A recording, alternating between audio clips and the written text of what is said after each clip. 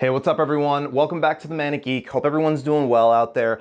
This is going to be a quick vlog this time around because I ran into some complications when working on the video that should have come out today, and I'm going to go over all that with you really quickly because it also marks a lot of channel progress that's being made behind the scenes. Alright, so flipping the view around, we are in the entranceway of the filming space. Now this has sort of been a work in progress throughout every single video that I've worked on in recent history, and little things have been getting upgraded here and there. Like I recently invested in these newer LED light panels to replace the old 5-bulb softboxes that I had. They're actually putting out really good light compared to what I had with the softboxes. But the problem with this lighting that I was faced with was that at full intensity, the color temperature is a little warm on it, so the last video that I shot on cable management was actually the first time this channel's really used anything in the realm of color correction for the content.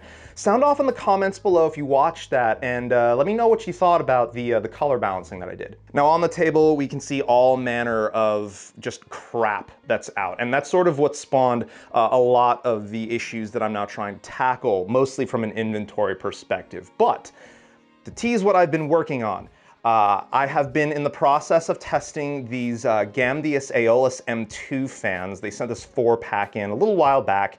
I should hopefully be getting the video out soon involving this and some other stuff that I've been testing, but so far I'm actually pleasantly surprised with these Aeolus fans. And this right here is exactly why I'm starting to work on the filming space. These cameras being on the floor is just, it's a tripping hazard in the extreme. Tripods being in the way as they are, and this space already being not the biggest ever, I really need to get these out of the way. So that's all part and parcel with what I'm doing right now. Anyway, back to the projects that I'm working on. I'm also revisiting the Antec Prizm fans that I took a look at a little while back, and taking a look at this guy right here. This is a Rigentech EOS 240 RBW all-in-one that only costs about $80, and this is another one of those products where, while it's not perfect by any stretch of the imagination, I'm actually pretty pleasantly surprised by what I'm finding so far. I will also be taking a more in-depth look at Fractal's Celsius Plus lineup. I already had the S24 on my test bed a little while back, and now I have the S28 in. Huge thank you again to Fractal Design for supplying these all-in-ones for me to take a look at, and a huge thanks to Gamdius for supplying these Aeolus fans. I'm really hoping you guys like the content that I'm working on for these. Now, this right here is a 5-shelf shelving unit that I just started to put together. We just got back from Home Depot, actually.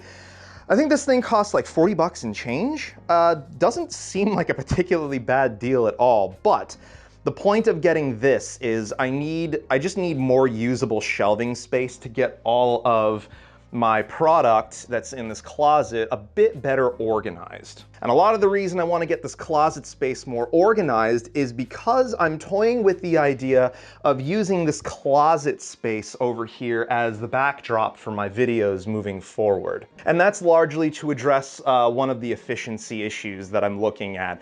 While this blank wall over here does provide a really nice canvas for just like a fresh backdrop to build up over time, the way everything is laid out in the space right now, it doesn't leave a whole lot of room for anything else in here, and I want to try and get my filming space as compact and efficient as I can get it, so the back corner over here can be used for the missus for any of her sewing stuff that she wants to do, because she just invested in a really nice industrial Singer sewing machine, and we definitely want to start putting that to use. The other reason I want to move the set, if you haven't figured it out already, is this window. It lets in so much light the first half of the day that if I'm trying to film in the morning or even like early afternoon, the lighting becomes a problem without having a blackout curtain there, and that is something I'm going to get anyway.